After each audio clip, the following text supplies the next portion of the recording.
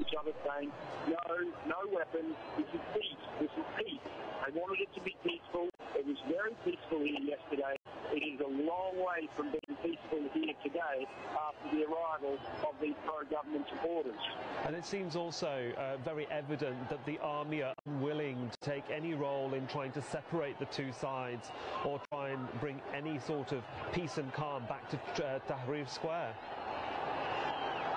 They are unwilling to play any role in it at the moment, but as I said earlier, I'm not exactly sure what role they can play now that these two groups are in amongst each other, throwing rocks at each other at the speed of 20 or 30 per every couple of seconds. I don't exactly know what the military can do to stop this. They needed to stop these two sides from ever meeting together in such great forces. So now that it's got to this point, I don't exactly know what they're going to be able to do.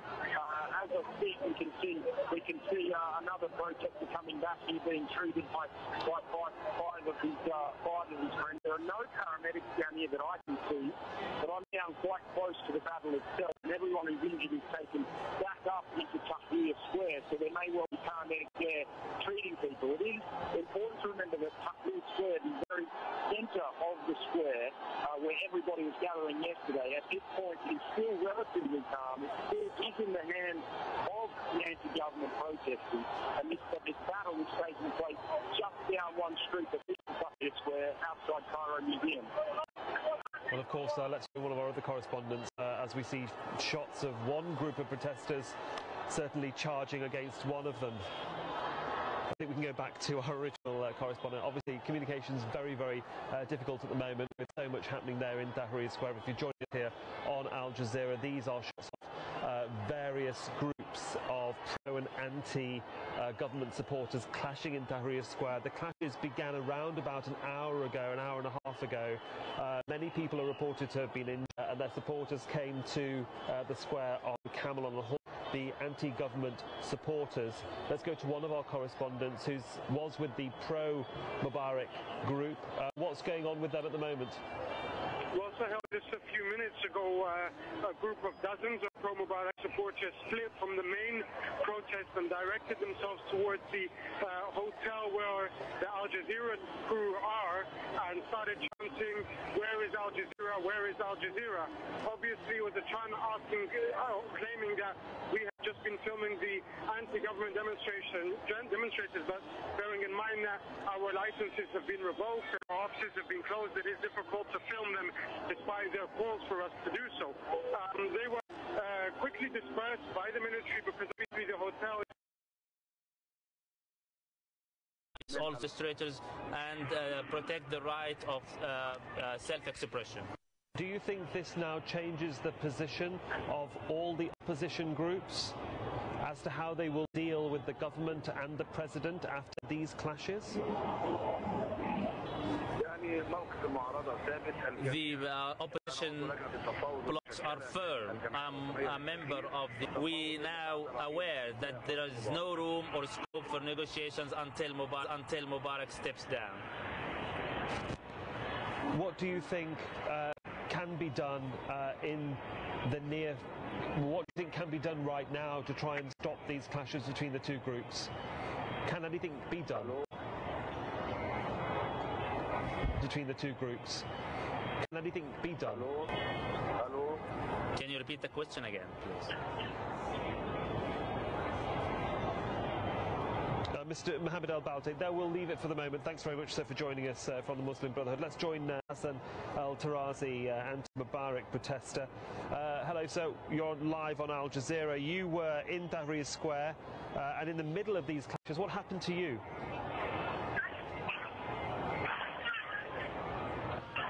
Hello? Hello? Hello, Mr. Hassan Al-Tarazi. Can you hear me? It's Al Jazeera here. Areas of Tahrir Square telling us about how the military were not getting involved as pro-government supporters made their way towards the square. Just tell us what you can see right now. What's going on? Well, I'm just on one of the side streets off Tahrir Square. Face clashes about 15 minutes ago. Now I can see they're just kicking off again, but on the opposite side. So whereas the military had blocked off one of the entrances into Tahrir Square to stop the pro-government protesters clashing with the anti-government protesters, now it's all happening on the other side of the square, spilling into further away from the square and spilling into the adjacent streets. People are throwing everything they can, mainly rocks flying in the air in every direction. People are going around as well saying enough, enough, we've made our point, but it doesn't seem to be holding back the hundreds really of people here and at least the dozens who are throwing rocks into the air and trying to get those rocks to land on the protest. Now I can't see from my vantage point, I can't see where the other protesters are, the anti-Mubarak, the anti-government protesters are, but they must be very close because these people are throwing rocks away. And out of all of these clashes, just tell me what happened to you. Okay, so today I was in Tahrir Square as usual, and I went to bring some other friends of us which wanted to come demonstrate with us in Tahrir Square. And I went to meet them, and on the way there we were holding signs, of course, with no to Mubarak. And then we met by coincidence some other demonstrations where demonstrators were saying yes to Mubarak. And then once they saw the signs, they started to stone us. So we had to run inside a shop, and they kept on throwing stones over us, maybe for 10 continuous minutes, and then we stayed there, we couldn't go out, and it was very easy that they come inside and catch us. And then maybe in the last 2 minutes, 2 military officers and some other soldiers, they came inside and they made a block between us and the other protesters which wants to be with the regime of Hosni Mubarak, which we don't understand why they want to be with him.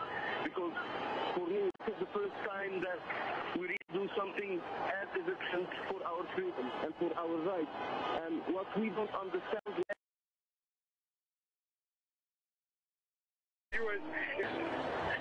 Right, let's join. As you can see, these are pictures of these clashes between the two groups. Let's join another eyewitness, Greg. Just tell us, Greg, where you are, what you can see. So, Hal, I've just come back. I was standing by the Egyptian Museum right near Tahrir Square in downtown Cairo. There was a group of what looked like close to 1,000 more pro-government demonstrators that had come across the 26th July Bridge, which comes across the Nile, and they were walking down towards the crowd that's already gathered outside the museum. So it's about every 10 or 15 minutes or so, it's like another group of reinforcements, so to speak, shows up. Now, in terms of security, we're getting reports across the square from our correspondents. They can't see anything. Is there any that the army are getting involved at all? Them are standing on top of their vehicles. Very few of them are even talking to the protesters. They're just trying to stay up there, and it looks like remain neutral. There are a lot of people from this pro-government crowd that are throwing rocks over the tops of the tanks into the protesters in Tahrir Square, and the army is not doing anything about that. What's the makeup of this pro-government crowd? Are they men and women, children, young people, old people? Colour the picture for us. It is a mix. I mean, I've seen the majority of them seem to be men, seem to be younger men, but I have seen a good number of women. People have brought their children, they've brought their families. There are some older people in the mix. I've talked to Muslims, I've talked to Coptic Christians. So it is a mix. It seems to be mostly men, but again, I have seen women and children. And in terms of those that may have been injured, what sort of injuries have you seen, if any at all? Mostly from rocks. There was one crowd of protesters that came down Alapard Street, one of the main downtown that runs into Tahrir, and they came rushing down the street throwing rocks. A number of people were hit. So I've seen people coming through with bloody faces, people who look like they've been hit in the face, hit in the arms by rocks. I haven't seen anything more serious than that yet. Well, for the moment, Greg, thanks very much for joining us. Let's go now to join Mohammed El Belghati, a former Member of Parliament and a member of the Muslim Brotherhood. Hello, sir. Thank you for joining us on Al Jazeera.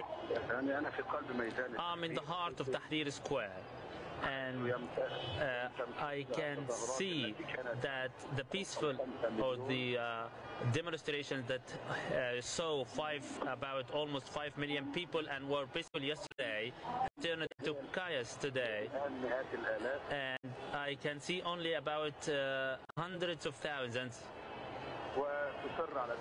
What sort of reaction do you have to the violence that you're seeing now?